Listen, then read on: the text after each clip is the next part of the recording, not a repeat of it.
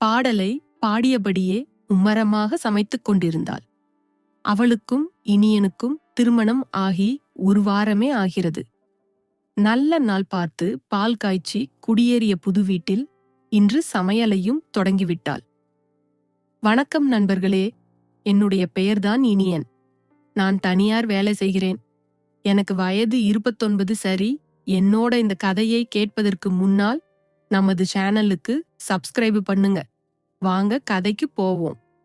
அவள் என்னதான் வீட்டில் அம்மாவுடன் சேர்ந்து சமைத்து பழகியிருந்தாலும் தனியாக சமைக்கும்போது கொஞ்சம் படபடப்பாகவே இருந்தது. அவளுக்கு முதலாக இன்றுதான் அவள் சமையலை இனியன் சாப்பிடப் போகிறான். அதுவே அவளுக்கு பரபரப்பாக இருந்தது.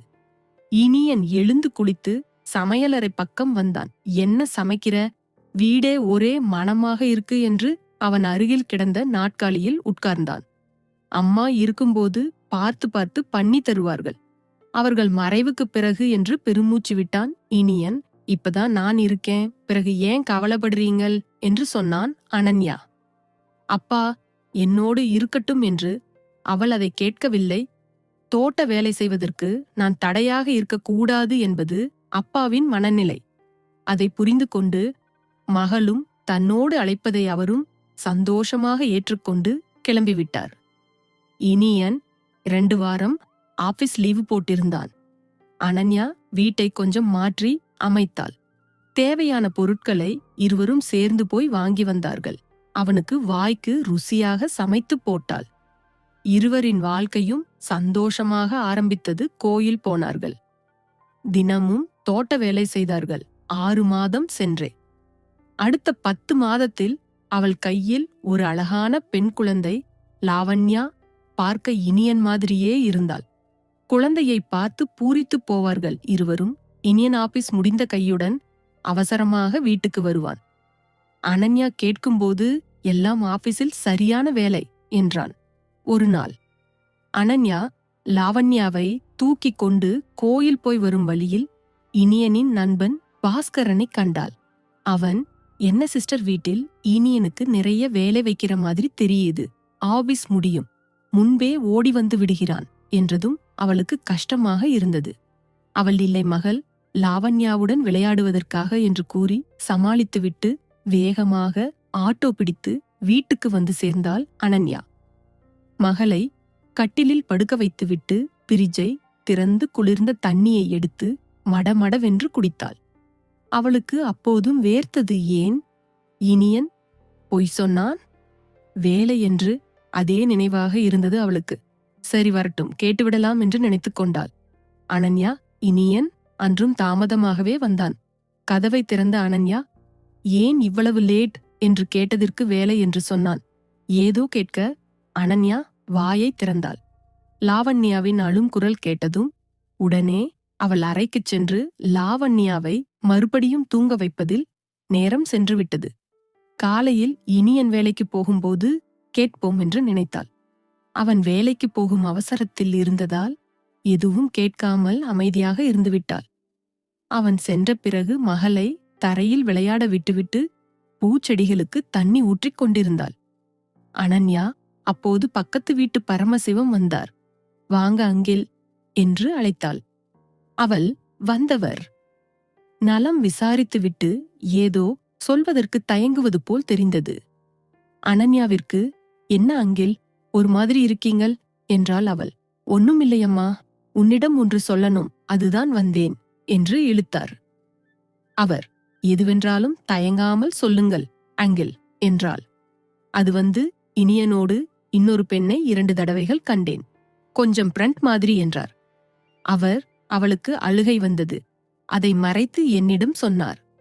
அங்கில் ஏதோ ஆபீஸ் வேலையாக அவருடன் வேலை செய்யும் பெண்ணுடன் வெளியில் போனதாக என்று சமாளித்தாள்.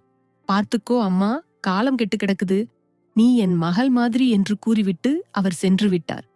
அதிலிருந்து அவளுக்கு கையும் ஓடவில்லை, காலும் ஓடவில்லை. ஏதோ மனம் படபடப்பாக இருந்தது. இனியனுக்கு போன் பண்ணினாள். அவன் அவசரமாக பேசியதிலிருந்து வேலை அதிகம் என்று புரிந்து கொண்டாள். எப்போதும் வேலை அதிகமான நேரத்தில் போன் பண்ணினாள். இனியனுக்கு அது அவ்வளவாக பிடிக்காது. அவள் கேட்க வந்த விடயத்தையெல்லாம் கேட்பதற்கு இது நேரமில்லை என்பது புரிந்தது. சட்டென்று வேறு எதையோ கேட்டுவிட்டு போனை வைத்துவிட்டாள் அவள். அவன் வீட்டுக்கு எப்போது வருவான் என்று கடிகாரத்தை பார்த்து பார்த்து கொண்டிருந்தாள். அன்று அவளுக்கு நேரமே போகவில்லை போல் இருந்தது. மாலையில் வாசல் கதவருகே உட்கார்ந்து லாவண்யாவை மடியில் போட்டு தூங்க வைத்தாள். லாவண்யா தூங்கியதும் கதவருகே வந்து உட்கார்ந்து கொண்டாள். இனியன் வருவதைக் கண்டதும் அழுகையும் ஆத்திரமாக வந்தது. யாரோட தோட்டத்தில் வேலை செய்துவிட்டு வாரீங்கள் இனியன் என்று பொறுமையிழந்து கேட்டுவிட்டாள் அனன்யா. இதை சற்றும் எதிர்பார்க்காத அவன் தடுமாறி போனான். உடனே சுதாகரித்துக் கொண்டு முதலில் உள்ளே வா என்றான். அதற்கு மேல் அவளுக்கு திட்ட பயமாக இருந்தது.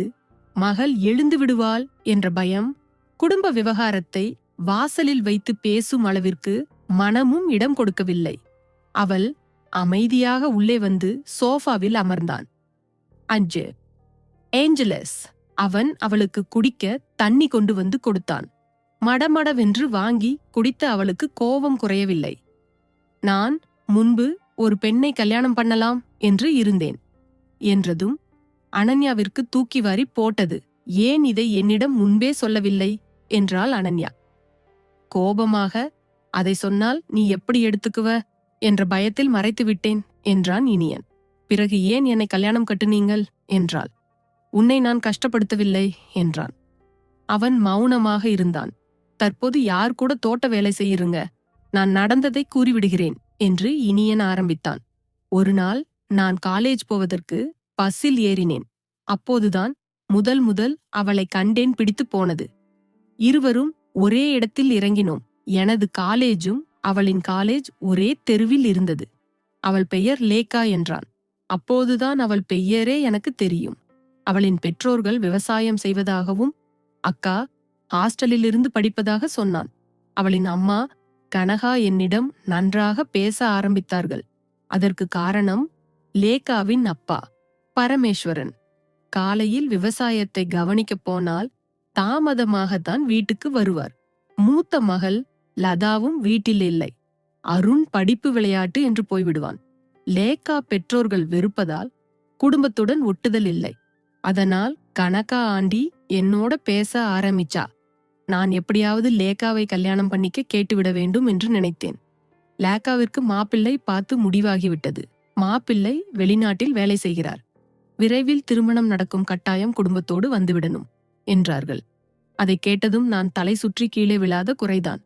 சரி ஆண்டி என்று கூறிவிட்டு எப்படியோ வீட்டுக்கு வந்து சேர்ந்து விட்டேன். கொஞ்ச நாள் கழித்து அதே லேக்கா தற்போது தன் கணவனை வெளிநாட்டில் பறி கொடுத்துவிட்டு தனி மரமாக நம் கம்பெனியில் புதிதாக வேலைக்கு வந்து சேர்ந்திருக்காள் என்றதும் என்னங்க என்று அனன்யா பதறி போய்விட்டாள். நீயே பதறி போகும்போது என்னை கொஞ்சம் சோசித்துப்பார் என்றான் இனியன். அவளுக்கு கவலையாகத்தான் இருந்தது. அவளை கண்டதும் எனக்கு தூக்கி வாரி போட்டது. அவள் என்னிடம் வந்து பேசினாள். நலம் விசாரித்தாள். தற்போது ஹாஸ்டலில் தங்கியிருப்பதாகவும் வாடகைக்கு தனி அறை பார்ப்பதாகவும் சொன்னாள். அவளுக்கு இந்த ஊரில் வேறு யாரையும் தெரியாது, என்னை தவிர. அதனால் அவளுக்கு வாடகைக்கு அறை தேடி கொடுப்பதற்காக அவளுடன் வெளியில் சென்றேன். அதை பார்த்துவிட்டு யார் சரி உன்னிடம் சொன்னார்களா என்றான் இனியன். ஆமாம், பக்கத்து வீட்டு பரமசிவம் அங்கில் சொன்னார். இனியன் காலையில் வேலைக்கு போக தயாரானான். அவனில் எந்த மாற்றமும் இல்லை, எந்த பதட்டமும் இல்லை. அனன்யா மனம்தான் அழுது கொண்டே இருந்தது. ஆனால் அவங்க 2 பேரும் தோட்ட வேலை செய்தது உண்மைதான்.